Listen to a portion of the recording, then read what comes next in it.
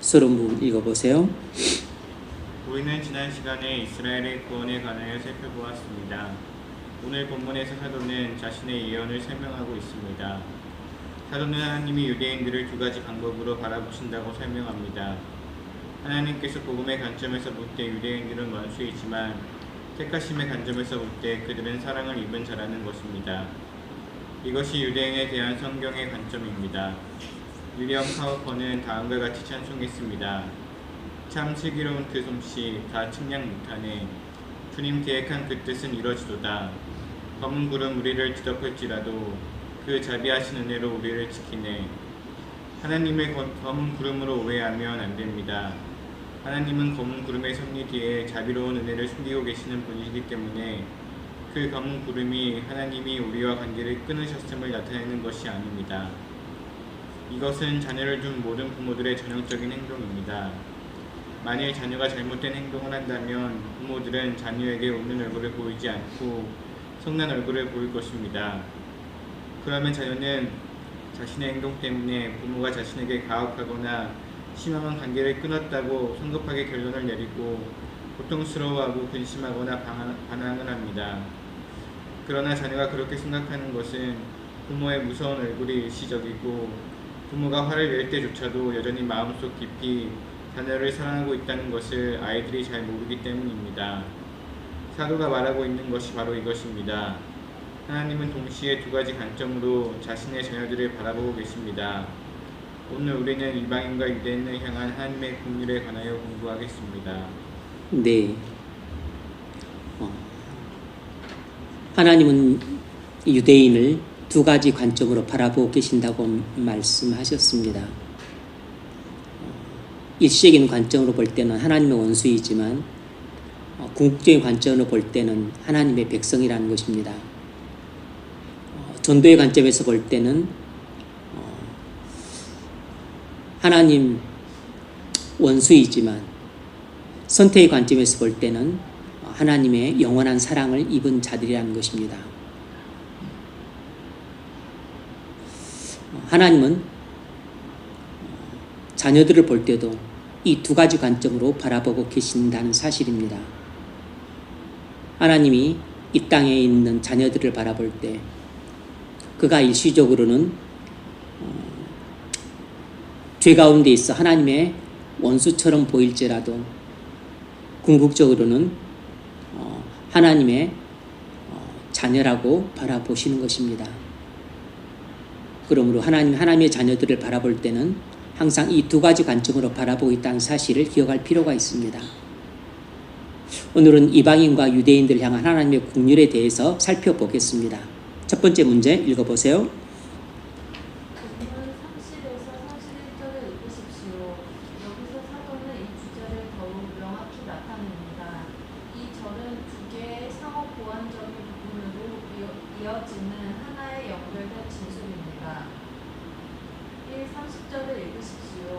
너희가 전에는 하나님께 순종하지 아니하더니 이스라엘이 순종하지 아니함으로 이제 긍휼을 입었는지라.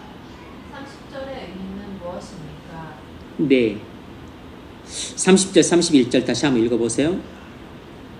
너희가 전에는 하나님께 순종하지 아니하더니 이스라엘이 순종하지 아니함으로 이제 긍휼을 입었는지라. 이와 같이 이 사람들이 순종하지 아니하니 이는 너희에게 베푸시는 긍휼로 이제 그들도 긍휼을 얻게 하려 하시니라. 아멘. 자, 30절. 너희가 전에는 하나님께 순종치 아니하더니 이스라엘이 순종치 아니함으로 이제 긍휼을 입었다 그랬습니다. 30절의 의미가 뭔가? 첫 번째는 이런 의미입니다. 이방인들은 과거에 불경건한 자들이었다는 것입니다. 이방인들은 과거에 불경건한 자들이었다는 것이에요. 주님이 오시기 전까지 이방인들은 주님이 오시기 전까지 하나님 나라 밖에 있었습니다. 이것이 첫 번째 의미예요. 그걸 잘 보여주는 것이 로마서 1장 18절로 32절까지 말씀이죠. 로마서 1장 18절로 32절까지 말씀 한번 쭉 한번 읽어보겠습니다. 읽어보십시오. 로마서 1장 18절로 32절.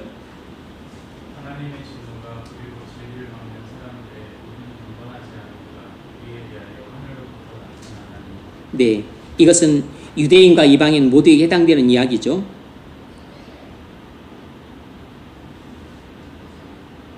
이는 하나님을 알만한 것이 그들 속에 보이리라.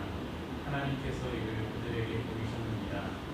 창세로부터 그에 보이지 아니하는 것들 또 그의 영원하신 능력과 신성이 그가 만드신 방법에 분명히 보여 알려졌나니 그러므로 그들이 신기하지 못할지니라.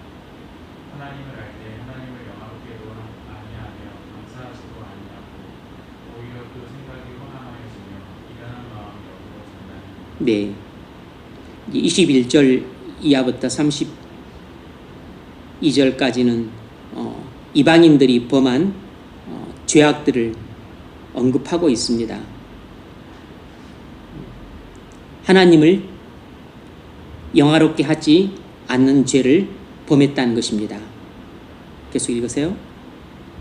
스스로 시에 있다 하나 어리석게 되어 썩어지지 아니하는 하나님의 영광을 썩어질 사람과 새와 짐승과 기어다니는 동물 모양의 우상으로 바꾸었느니라.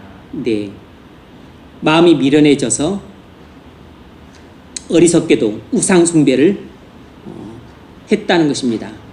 읽으세요. 그러므로 하나님께서 그들을 마음의 주권대로 더러움에 내버려 두사 그들의 몸을 서로 욕되게 하셨으니 이는 그들이 하나님의 진리를 거짓으로 바꾸어 피조물을 조물주보다 더 경배하고 섬기니라. 주는 곧 영원히 찬송하시도다. 아멘. 그 때문에 하나님께서 그들을 부끄러운 욕심에 내버려 두셨으니 곧 그들의 여자들도 순리대로 쓸 것을 바꾸어 영으로쓰며 그와 같이 남자들도 순리대로 여자 쓰기를 버리고 서로 향하여 의욕이 부릴 듯하네. 남자가 남자와 더불어 부끄러운 일을 행하여 그들의 그릇 때문에 상당한 고통을 그들 자신이 받았느니라. 네, 하나님께서 이방인들을 그들의 정욕대로 내버려 두신 결과 우상 숭배와 또 동성애 같은 부정하고 끔찍한 죄악들을 범하게 되었다는 것입니다. 계속 읽으세요. 또한 그들이 마음에 하나님 보기를 싫어하니 하나님께서 그들을 그 성실한 마음으로 내버려 두사 합당하지 못한 일을 하게 하셨으니 곧 모든 불의, 추악, 탐욕, 악과 가득한 자요 시기, 살인, 분쟁, 사기, 악독이 가득한 자요 수군수군하는 자요 비방하는 자요 하나님께서 미워하시는 자요 분욕하는 자요 교만한 자요 자랑하는 자요 악을 도모하는 자요 부모를 거역하는 자요 우매한 자요, 배악하는 자요, 부정한 자요, 무자비한 자라. 그들의 이 같은 일을 행하는 자는 사형에 해당한다고 하나님께서 정하신 걸 알고도 자기들만 행할 뿐 아니라 또한 그런 일을 행하는 자들을 옳다합니다. 네, 하나님께서 이방인들을 정욕 가운데 내버려 두심으로 이방인들이 범한 죄악들이 무엇이었습니까? 우상 숭배, 동성애, 모든 불의, 악의, 미움, 시기, 질투, 살인, 그리고 탐욕, 음란함, 방탕함, 이런 모든 불의와 불법을 행하며 살게 되었다는 것입니다. 이것이 과거 이방인들이 하나님의 국류를 입기 전에 살던 모습입니다. 이방인들은 그리스도를 알기 전에는 이렇게 불경건한 자들이었습니다. 불의와 불법을 행하며 살던 죄인들이었어요. 에베소 2장 12절에서도 바울이 그 이야기를 합니다. 네, 읽으세요. 그때 너희는 그리스도 밖에 있었고 이스라엘 나라 밖의 사람이라 약속의 언약궤에 대하여는 외인이요 세상에서 소망이 없고 할 필요 없는 자이더니. 네. 과거 이방인들이 그리스도를 알기 전에는 하나님 나라 밖에 있었습니다. 언약과 관계가 없었어요. 그리고 소망이 없던 자들이었습니다. 그랬던 자들이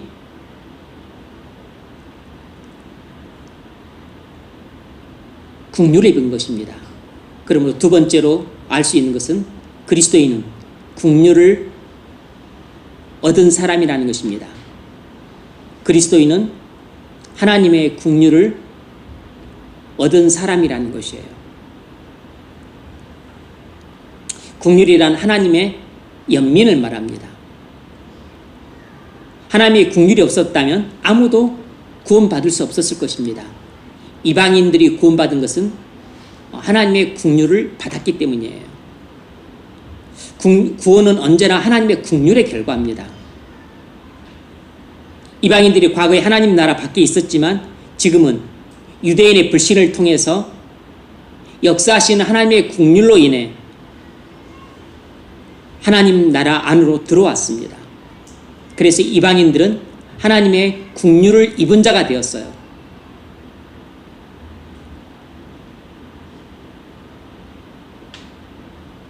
사도행전 13장 45절에서 바울이 그 점을 이야기합니다. 읽으세요. 유대인들이 그 무리를 보고 시기가 가득 하여 바울이 말한 것을 반박하고 비방하고는 바울과 바나바가 담대히 말하여 이르되 하나님의 말씀을 마땅히 먼저 너희에게 전할 것인데 너희가 그것을 버리고 영생을 얻기에 합당하지 않은 자로 자처하기로 우리가 이방인에게로 향하노라. 주께서 이같이 우리에게 명하시되 내가 너를 이방의 빛으로 사나 너로 땅 끝까지 구원하게 하리라 하셨느니라 하니 이방인들이 듣고 기뻐하여 하나님의 말씀을 찬송하며 영생을 주시기로 작정된 자는 다 믿더라. 아멘. 이방인들이 불경건한 과거에는 유대인들이 하나님 백성이었고 이방인들은 하나님의 원수였습니다. 과거에는 그랬어요. 그런데 어떻게 이방인들이 하나님의 긍휼을 입게 되었는가? 그것은 하나님의 백성이었던 유대인들이 하나님께 불순종함으로 하나님의 긍휼이 유대인을 떠나서 이방인에게 가게 되었어요. 그래서 이방인들이 원래는 불경건한 자들이었고 하나님의 원수였지만 하나님의 긍휼을 입은 결과 그들이 주 예수 그리스도를 믿고 하나님의 자녀가 되었습니다. 이방인들이 하나님의 긍휼을 입게 된 것은 유대인들의 완고함과 강팍함과 불순종 때문이에요. 하나님 백성이었던 유대인들이 완고함과 강팍함과 불순종 때문에 하나님의 긍휼과 은혜가 이방인들에게로 흘러간 것입니다. 그래서 이방인들이 하나님의 긍휼을 입어서 하나님의 원수였지만 하나님의 자녀가 된 것입니다. 바로 30절은 그 이야기를 하고 있는 것이에요. 너희가 전에는 하나님께 순종치 아니하더니 이스라엘이 순종치 아니함으로 이제 긍휼을 입었는지라.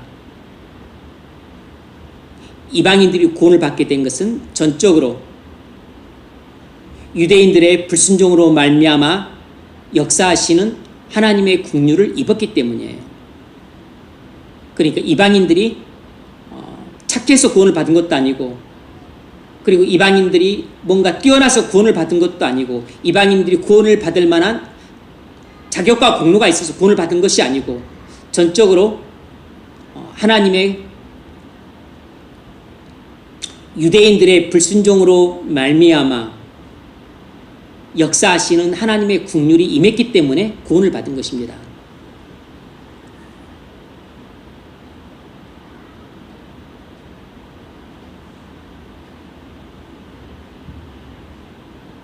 자, 이 문제를 우리에게 좀 적용해 보자면 이렇습니다. 우리는 다 예전에는 하나님의 진노 아래서 불의와 불법을 행하던 불경건한 사람들이었습니다. 그런데 우리가 어떻게 하나님의 사랑받는 자녀가 되었죠? 하나님의 긍휼을 입었기 때문입니다. 하나님의 긍휼이 오늘의 나를 만든 것이에요. 내게 무슨 자격이 있거나 공로가 있어서가 아닙니다. 내가 착하거나 아니면 순종을 잘했기 때문이 아니에요. 하나님의 긍휼이 내게 부어지지 않았더라면 오늘날 나는 저 세상 속에서 방황하고 절망 가운데 살고 있을 것입니다. 영원히 죽을 죄인된 내게 베풀어 주신 하나님의 긍휼이 나를 구원하신 것입니다. 그러므로 나는 하나님의 그 긍휼만을 찬양하는 것이에요.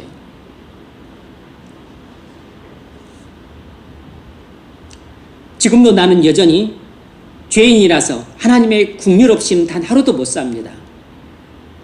그래서 오늘도 하나님의 긍휼과 은혜를 입고자 하나님 앞에 나온 것이에요. 오늘 여러분이 하나님 앞에 나온 것이 돈을 얻기 위함입니까? 아니죠. 부귀 영화를 누리기 위해서 나온 것입니까? 아닙니다. 여러분이 호의호식하고 시집 잘 가고 장가 잘 가기 위해서 나온 것입니까? 그것도 아니죠. 여러분이 좋은 아파트 사고 또 건물 사기 위해서 나온 것입니까? 그것도 아니죠. 뭐 때문에 이 장마철이 비를 맞아가면서 하나님 앞에 나온 것이죠? 하나님 아버지께서 이 못난 자식을 불쌍히 여기사 베푸시는 긍휼을 풍성히 입기 위해서 나온 것입니다. 우리가 오늘 이 자리에 나온 것은 여러분이 의식했든 의식하지 못했든 여러분 마음속에서 간절히 원했던 것은 하나님의 긍휼을 입기에 나왔던 겁니다. 하나님 아버지께서 여러분의 마음을 아십니다. 여러분이 무엇을 간절히 원하고 있는지를 하나님이 여러분보다 더 잘 알고 계세요. 그러므로 우리가 불신으로 인해서 마음이 완고해지면 늘 이런 불신의 생각을 하게 됩니다. 하나님이 내 사정을 아실까? 내 원통함을 아실까? 왜 하나님은 내 기도에 귀를 막고 계실까? 하나님은 나를 쳐다보기는 하시는 건가? 하나님이 정말 나를 사랑하시면 이렇게 할 수 있나? 이런 불신은 완고한 마음에서 나오는 것이에요. 이렇게 하나님을 원망하는 듯한 생각, 또 하나님께 불평한 듯한 이런 투덜거림, 이런 것들은 우리 마음이 완고할 때 나오는 것이에요. 이건 사탄의 시험에 들 때 이런 생각에 넘어지면 사탄의 시험에 들어 실족하게 되는 것입니다. 그런데 유대인들이 그랬어요. 이스라엘 백성들이 그랬습니다. 하나님이 내 사정을 아실까? 하나님이 내 원통함을 아실까? 니들이 그런 말을 하는데 그런 말 하지 마라. 영원하신 하나님 여호와가 누구냐 하면서 이사야서 40장에서 그 이야기를 하고 있어요. 너는 알지 못하느냐? 듣지 못했느냐? 영원하신 하나님 여호와 땅끝까지 창조하신 이가 피곤치 아니하시며 곤비치 아니하시며 명철이 아니 없으시며 피곤한 자에게 능력을 주시며 무능한 자에게 힘을 더하시나니, 하나님이 이런 분이라는 겁니다. 하나님은 우리의 마음속 깊이 모든 걸 다 알고 계신다는 것이에요. 하나님은 우리를 다 통찰하고 계신다는 것입니다. 하나님은 우리를 감찰하시고 통찰하시고 그리고 우리의 마음속 모든 생각과 감정과 의지를 다 꿰뚫어 보고 계신 분이신 겁니다. 너는 알지 못하였느냐? 듣지 못했느냐? 어째서 영원하신 하나님에 대해서 그렇게 불평을 하느냐? 원망을 하느냐? 어찌 그렇게 하나님을 못 믿느냐? 소년이라도 피곤하며 곤비하며 장정이라도 넘어지며 자빠지되 오직 여호와를 앙망하는 자는 샘을 얻으리니 독수리를 날개치며 올라가면 같을 것이요 달려가도 곤비치 아니하겠고 걸어가도 피곤치 아니하리로다. 오직 여호와를 앙망하는 자는 반드시 샘을 얻게 되어 있다는 것입니다. 끝까지 하나님을 믿고 의지하고 그리고 사모하고 앙망하는 자는 반드시 하나님을 만나게 될 것이라는 것입니다. 그래서 샘을 얻되 독수리가 날개치며 하늘을 향해 비상하듯이 그렇게 창공을 향해 비상하는 힘을 얻게 될 것이라는 것이에요. 뭘 말하는 거죠? 제발 하나님을 불신하지 말고 하나님을 믿으라는 것입니다. 도대체 내가 어떻게 해야 나를 믿겠느냐는 것이에요.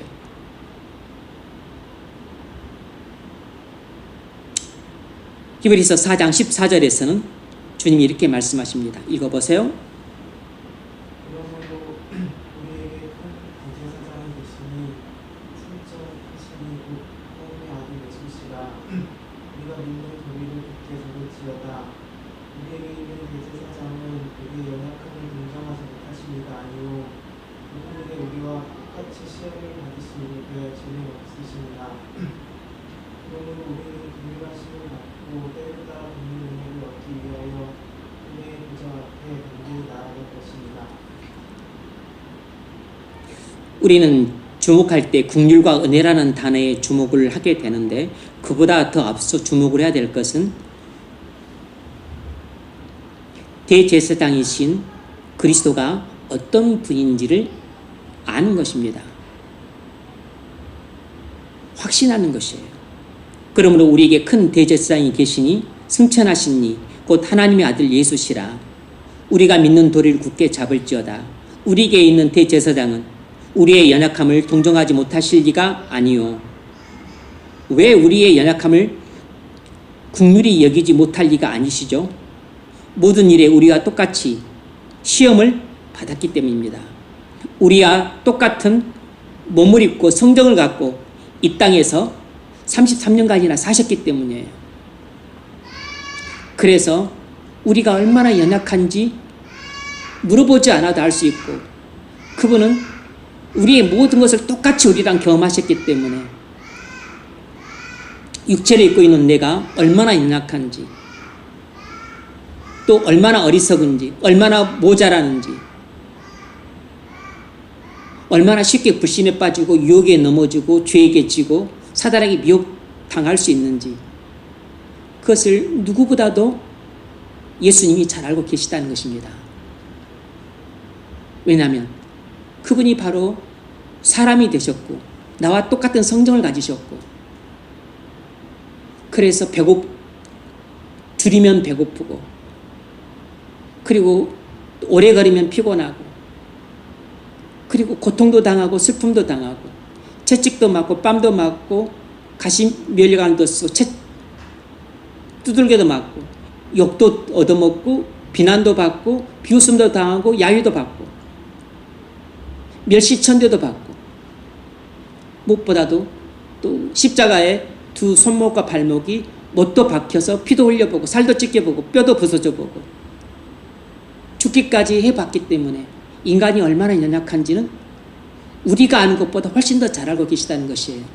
우리는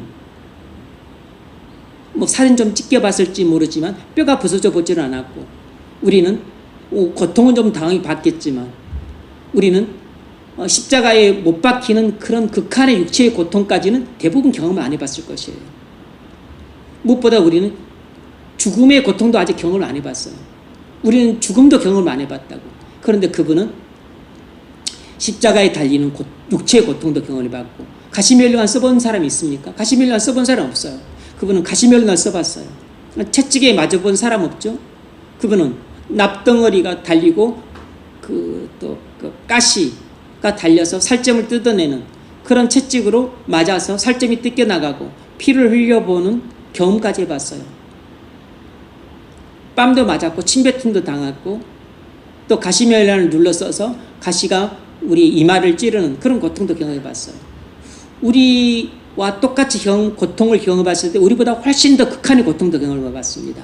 우리보다 훨씬 더 심한 야유와 비웃음과 조롱도 당해봤어요.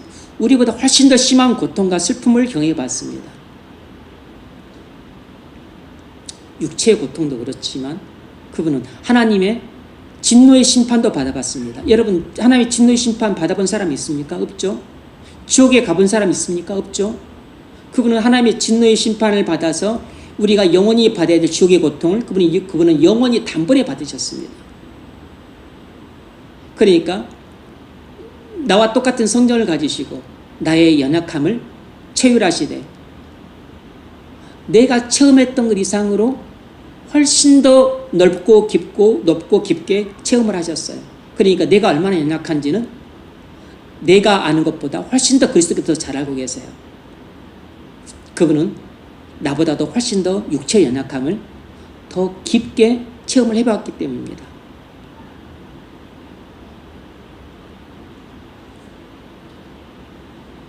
그럼에도 불구하고 죄가 없으세요.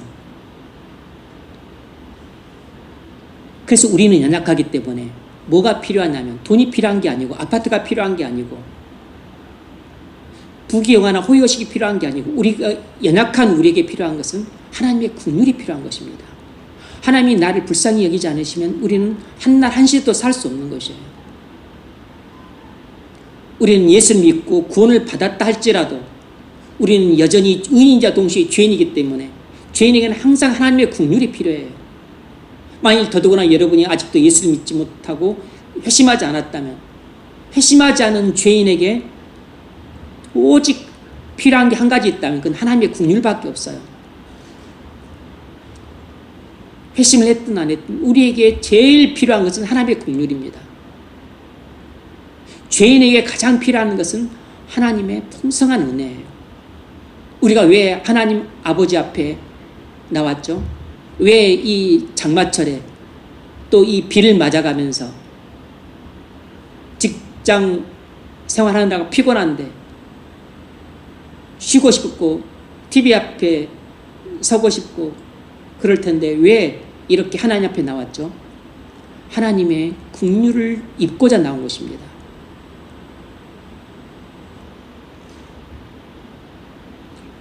여러분 중에 때로는 습관적으로 나온 사람도 있었을 것이요. 그냥 관성을 따라 발급이 나도 모르게 금요일 되니까 나온 사람도 있을 겁니다. 뭐 그것도 좋은 것입니다.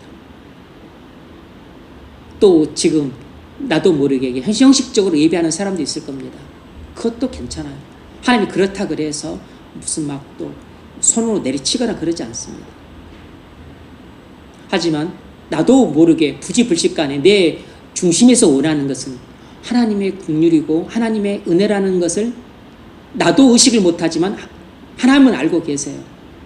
내가 지금 돈을 원해서 나온 것도 아니고 뭐 결혼 잘하기 위해서 나온 것도 아니고 아파트를 얻기 위해서 나온 것도 아니고 내가 나온 것은 오직 이 죄인에게 하나님의 긍휼을 베풀어 주시기를 원하는 그 간절한 마음 때문에 나왔다는 것을 대제사장이신 예수님은 누구보다도 잘 알고 계세요.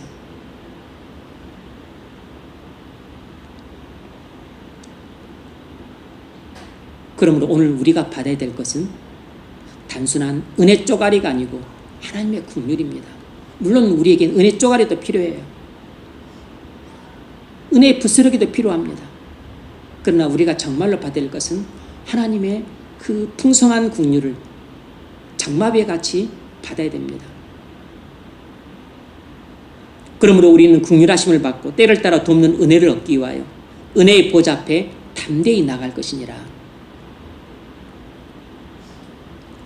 나는 여전히 못났고 나는 여전히 또 죄를 버리지 못하고 나는 여전히 또 죄와 싸워서 또 졌고 또 오늘도 뭐 성공한 하루라기보다는 실패한 하루고 오늘도 너무나 또 허물이 많고 또 하루를 돌아보니까 너무 부끄러워 면목이 없지만 그럼에도 불구하고 이 못나고 허물 많고 또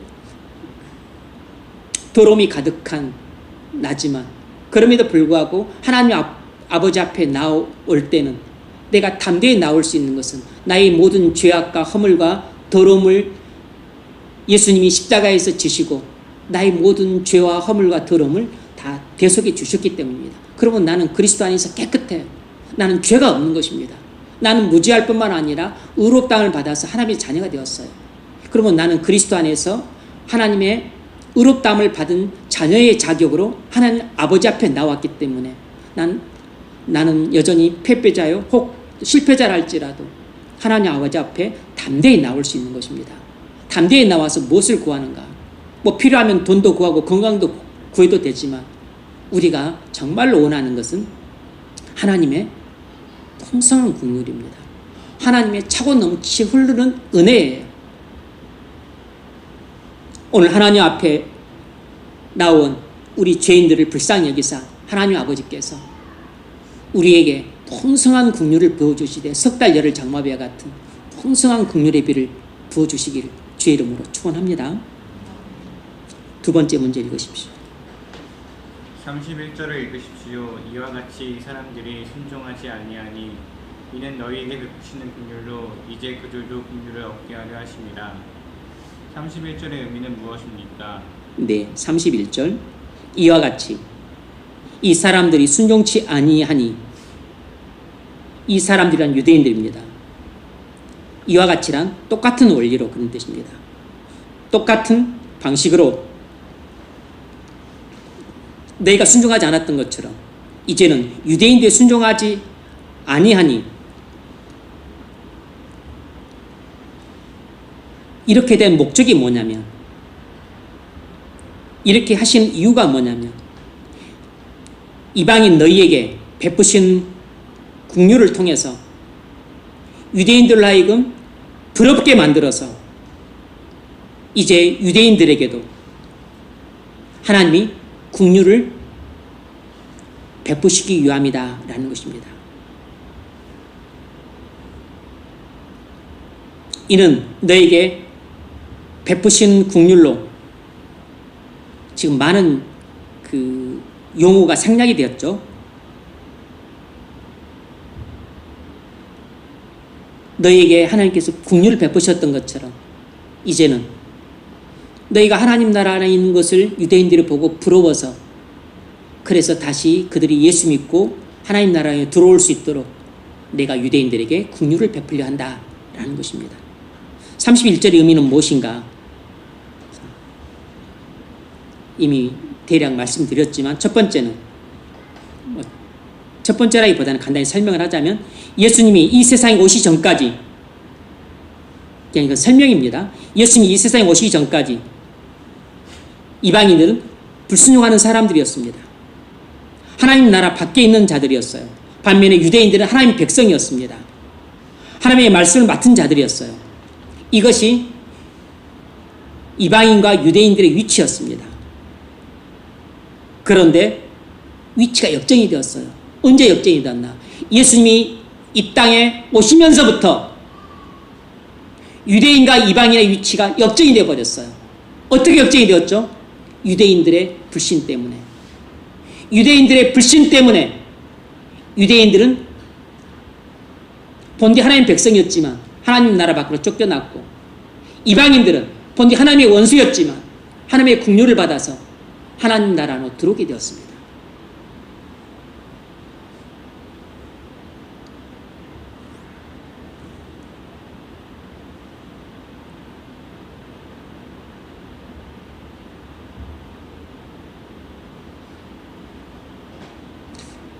두 번째로, 그러나 이것이 끝이 아니에요.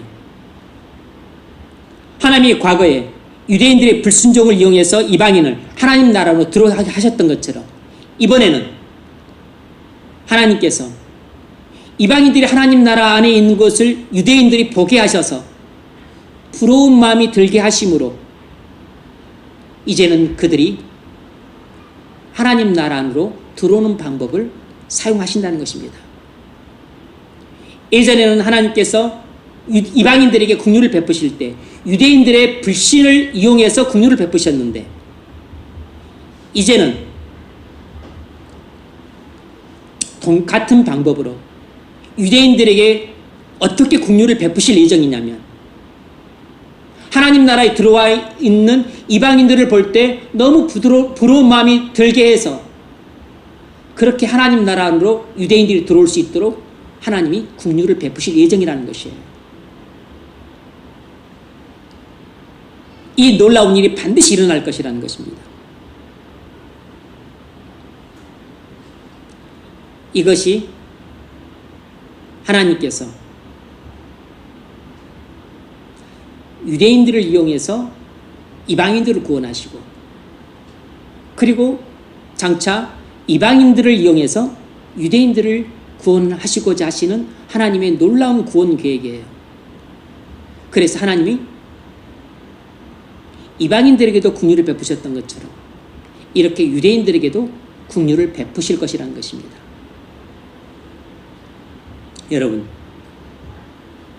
내가 예수를 안 믿고 있을 때 친구의 전도로 내가 예수를 믿게 되었습니다. 그런데 나중에 친구가 교회를 떠나서 세상으로 갔어요. 타락해서 방탕하게 살고 있습니다.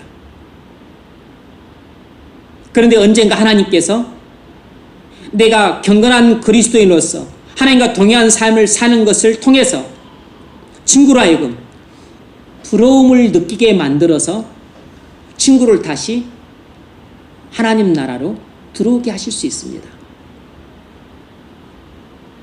친구는 지금 일시적으로 하나님의 원수로 간주되지만 궁극적으로는 하나님의 사랑을 입은 자일 수 있는 것입니다.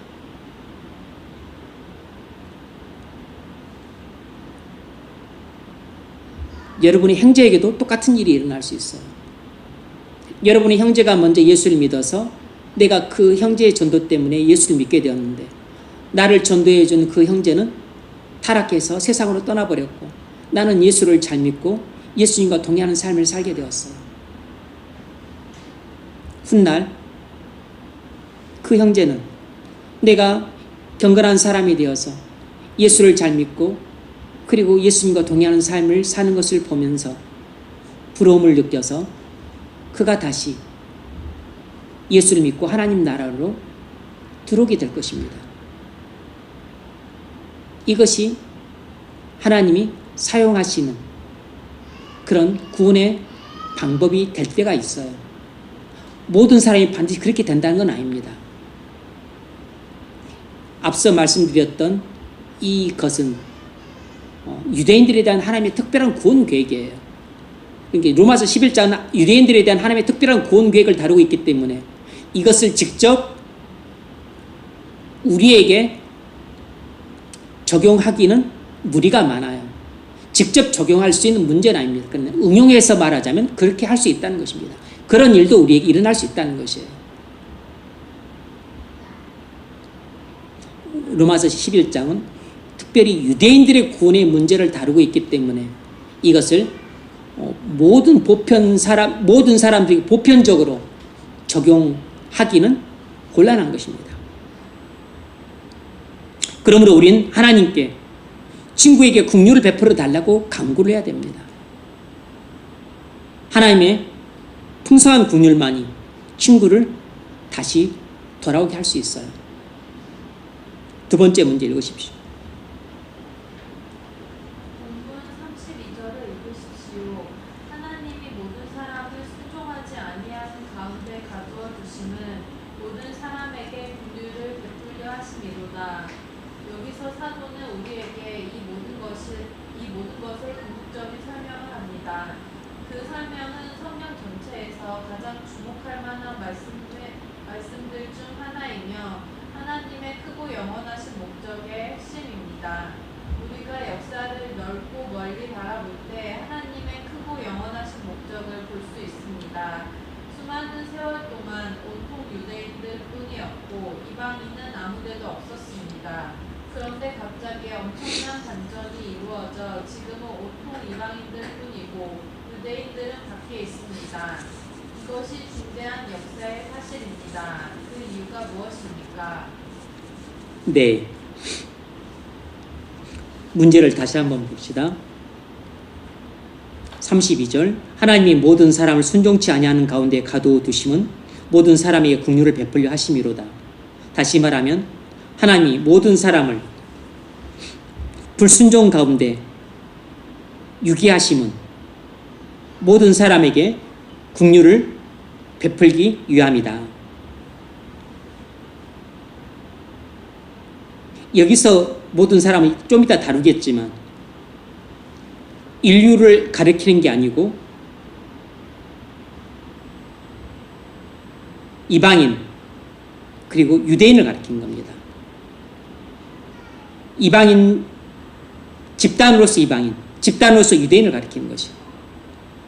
그러니까 하나님이 이방인을 불순종 가운데 내버려 두셨던 것은 이방인에게 긍휼을 베풀기 위함이었고 지금은 유대인들을 불순종 가운데 내버려 두고 계시는데 그것은 훗날 유대인들에게 긍휼을 베풀기 위함이라는 것입니다. 바울은 우리에게 설명을 합니다. 그 설명은 하나님의 영원한 목적의 핵심이에요. 우리가 역사를 넓고 멀리 바라볼 때 하나님의 영원하신 목적을 볼 수 있습니다. 오랜 세월 동안 하나님 나라에는 온통 유대인들 뿐이었고 이방인은 없었어요. 그런데 갑자기 반전이 일어났습니다. 지금은 하나님 나라에 온통 이방인들 뿐이고 유대인들이 없어요. 이유가 뭔가? 32절 때문입니다. 32절 읽으세요. 하나님이 모든 사람을 순종하지 아니하는 가운데 가두어 주시면 모든 사람에게 긍휼을 베풀려 하십니까? 아멘. 왜 예수님 오시기 전 구약 시대에는 하나님 나라에 온통 유대인들 뿐이었고 이방인이 한둘 있었는데 왜 예수님 오신 이후에는 하나님 나라에 온통 이방인들 뿐이고 유대인들은 극소수인가? 이유가 뭔가? 32절이 그 이유를 설명해 주고 있는 겁니다. 하나님이 모든 사람을 순종하지 아니함 가운데 가둬두시면 모든 사람에게 긍휼을 베풀려 하심이로다. 하나님이 이방인들을 불순종에 내버려 두셨던 것은 이방인들에게 긍휼을 베풀기 위함이었어요. 지금 하나님이 유대인들을 불순종 가운데 내버려 두신 것은 장차 유대인들에게 긍휼을 베풀기 위함이라는 것입니다. 하나님의 구원 계획을 이 32절이 딱 설명해 주고 있어요. 1번 문제. 여기서 이 모든 사람은 누구를 가리십니까? 보편적인 의미의 모든 사람을 가리키는 것이 아닙니다.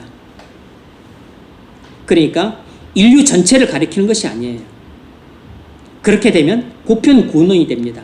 보편 구원론은 비성경적이에요. 보편 구원론은 성경의 가르침이 아닙니다. 왜죠? 성경은 구원받은 사람과 구원받지 못한 사람을 구분합니다. 성경은 모든 사람을 구원받은 사람과 구원받지 못한 사람으로 구분하고 있어요. 마태복음 7장 13절. 좁은 문으로 들어가라. 멸망으로 인도하는 문은 크고 그 길이 넓어 그리로 들어가는 자가 많고 생명으로 인도하는 문은 좁고 길이 협착하여 찾는 자가 적으니라. 아멘. 좁은 문으로 들어간 자는 구원받는 자들이고 넓은 문으로 들어가는 자들은 구원받지 못하는 자들입니다. 좁은 문으로 들어가는 자들은 천국으로 들어가게 될 것이고 넓은 문으로 들어가고 넓은 길을 걷는 자들은 지옥으로 가게 될 자들이에요. 그러면 성경은 보편 구원론을 절대 말하지 않습니다. 모든 사람들이 다 구원받는다고 말하지 않아요. 그런데 아직도 여전히 모든 사람들이 구원받는다고 말하는 사람들이 있습니다. 그건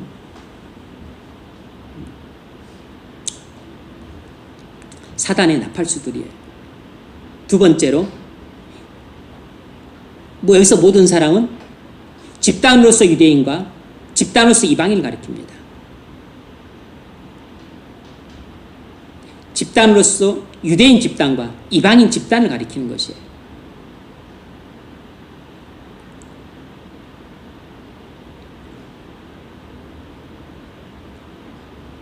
유대인 모두를 가리키거나 이방인 모두를 가리키는 것이 아니에요. 인류는 큰 두 집단입니다. 유대인과 이방인. 이게 성경의 구분이에요. 로마서 10장 11절. 성경에 이르되 누구든지 그를 믿는 자는 부끄러움을 당하지 아니하리라 하니 유대인이나 헬라인이나 차별이 없습니다. 한 분이신 주께서 모든 사람의 주가 되사 그를 부르는 모든 사람에게 분노하시리라. 누구든지 주의 이름을 부르는 자는 구원을 받으리라. 아멘. 인류는 유대인과 이방인으로 구분되는 것입니다.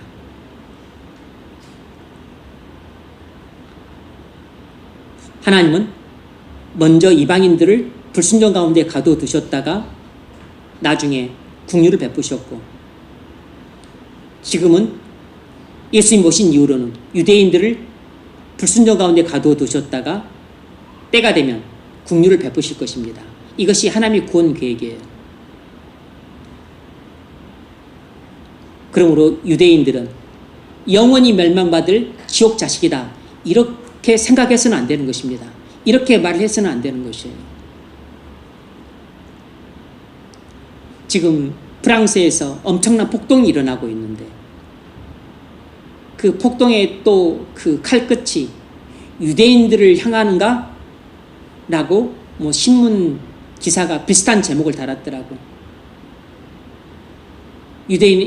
프랑스의 폭동이 또 유대인들을 향하고 있는가? 그건 성경에 대한 오해 때문입니다.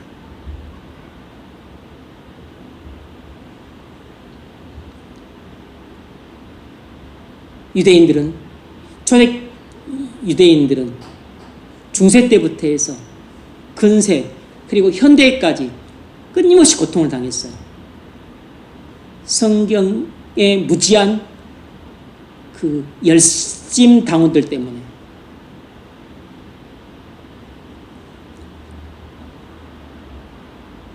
두 번째 문제.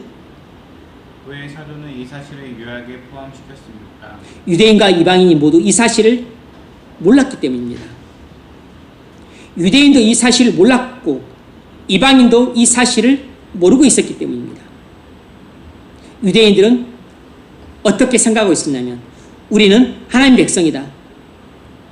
우리는 아브라함 자손이므로 우리는 다 구원받았다. 이것이 유대인들 뼛속 깊이 갖고 있는 생각이에요. 지금도 유대인들은 그런 생각 갖고 있습니다. 그런데 이방인들은 또 전혀 다른 생각을 갖고 있어요. 우리는 유대인들보다 더 낫다. 그래서 하나님 나라로 들어왔다. 그러니까 유대인들이나 이방인들이나 쌤쌤인 것입니다. 똑같이 무지해서 똑같이 잘못된 생각을 갖고 있는 것이에요. 어느 누구도 호감 받을 만한 것이 없습니다. 어느 누구도 하나님의 구원을 받을 만한 자격이 없고 공로가 없어요. 자랑할 만한 것이 유대인들에게도 없지만 이방인들에게도 없는 것입니다.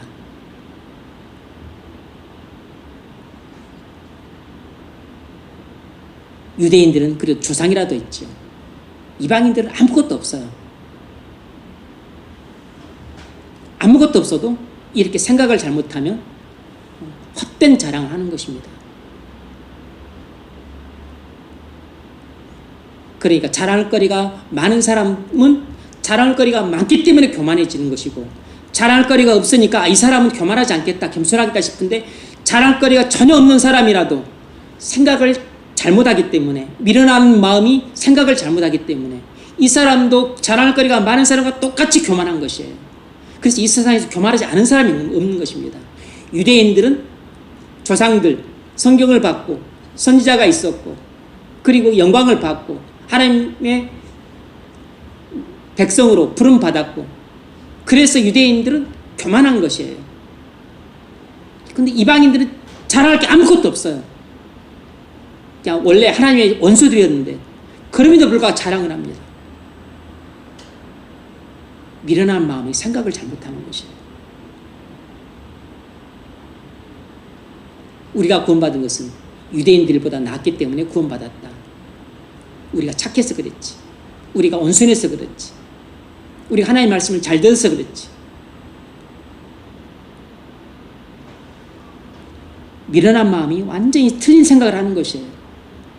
그래서 잘할 것이 아무것도 없어도 사람은 교만하게 되는 겁니다. 그래서 바울이 11장에서 유대인들에게 교만하지 말라고 그렇게 경고를 하고 있는 겁니다. 왜냐하면 교만하면 유대인들이 자멸했던 것처럼 이방인들도 자멸하기 때문입니다. 유대인의 문제나 이방인의 문제는 다 교만함의 문제예요. 적용 질문 읽으십시오. 당신은 하나님께서 당신을 두 가지 관점으로 바라보고 있음을 알고 계십니까? 네. 두 번째. 당신은 하나님께서 인류의 구원을 이루어 가시는 하나님의 크고 영원한 계획과 역사의 눈이 열렸습니까? 우리는 이 로마서 11장을 잘 이해함으로써 우리가 유대인들을 어떤 관점으로 바라봐야 될 것인가를 분명히 알 수 있습니다. 아, 유대인과 이방인의 관계가 이렇구나. 이방인 우리가 구원을 받았던 것은 원래 하나님 백성이었던 유대인들이 불신함으로 하나님께서 유대인들을 불순종에 내버려 두시고 이방인 우리에게 긍휼을 베푸셨구나. 그리고 지금 또 우리의 가 하나님 나라에 들어와 있는 것을 통해서 유대인들로 시기나게 만들어서 유대인들에게 또 긍휼을 베풀려 하시는구나.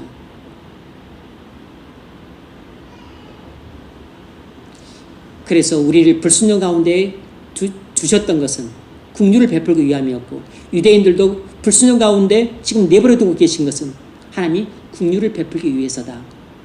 그러므로 유대인들에게도 언젠가 하나님의 긍휼이 풍성하게 부어지는 때가 반드시 온다. 그래서 유대인들은 일시적으로는 하나님의 원수로 여겨지지만 궁극적으로는 여전히 하나님의 백성이다. 여전히 하나님의 사랑을 받고 있는 자들이다. 이 시각으로 바라보면 유대인들이 불쌍히 여겨지는 거죠. 유대인들이 긍휼히 여겨지는 것이라고. 왜냐하면 영원히 저 기저에는 하나님의 백성이라고 하는 것이 흐르고 있기 때문입니다. 하나님의 사랑이 면면히 흐르고 있기 때문에 저들은 지옥의 자식이 아니고 그리스도의 십자가에 못 박아 죽인 하나님의 원수가 아니라고. 그건 일시적으로 본 겁니다. 일시적으로. 하나님은 지금도 유대인들을 사랑하고 계세요. 결론. 구원은 오직 하나님의 긍휼의 결과입니다. 죄인은 하나님의 긍휼을 받아야만 구원받을 수 있어요. 그러므로 죄인인 우리가 살고 죽는 것은 하나님의 긍휼을 받느냐 못 받느냐에 달려있는 것입니다. 그러므로 우리가 항상 하나님 아버지 앞에 나올 때 우리가 간절히 사모하고 구해서 받아야 될 것은 오직 하나님의 긍휼, 하나님의 은혜밖에 없는 것입니다. 하나님의 긍휼을 받으면 가난뱅이도 부해질 수 있고 병자도 건강해질 수 있어요. 하나님의 긍휼을 받으면 절망 가운데 있는 자도 소망을 갖게 되고 그리고 무기력하고 무능력한 자도 활력을 얻고 능력을 얻을 수 있어요. 하나님의 긍휼과 은혜가 인생의 모든 문제를 해결해 줄 수 있습니다. 과거 이방인들은 소망 없는 자들이었지만 하나님이 이방인들에게 긍휼을 베푸셨습니다. 그래서 하나님 나라 안에 들어왔어요. 지금 유대인들은 소망 없는 자들이지만 하나님께서 유대인들에게도 긍휼을 베풀어 주실 것입니다. 그러므로 장차 유대인들도 하나님 나라 안으로 들어오게 될 것이에요. 하나님은 자신의 긍휼 외에는 아무 소용이 없다는 것을 나타내시기 위해서 이방인들을 불순종에 가둬두셨던 것이고 지금 유대인들을 불순종에 가둬두고 계신 것입니다. 하나님의 긍휼만이 죄인들의 유일한 소망이라는 것을 깨닫게 하시기 위해서.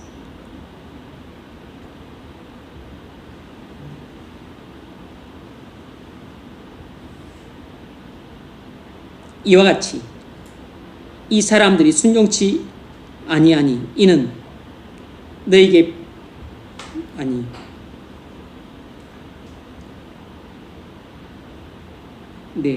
이는 너에게 베푸시는 긍휼로 이제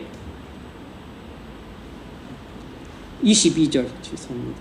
하나님이 모든 사람을 순종치 아니하는 가운데 가두어 두심은 모든 사람에게 긍휼을 베풀려 하심이로다.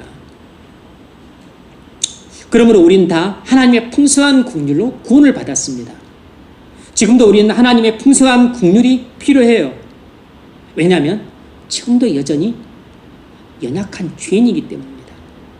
우리에게 가장 필요한 것은 돈이 아니고 또 인간의 사랑도 아니고 그리고 주의나 편안함도 아니에요.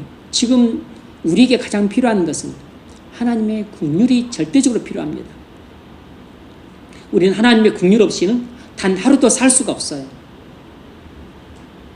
오늘도 죄인된 우리에게 하나님께서 풍성한 긍휼을 석 달려를 장마비와 같이 부어주시기를 주의 이름으로 축원합니다.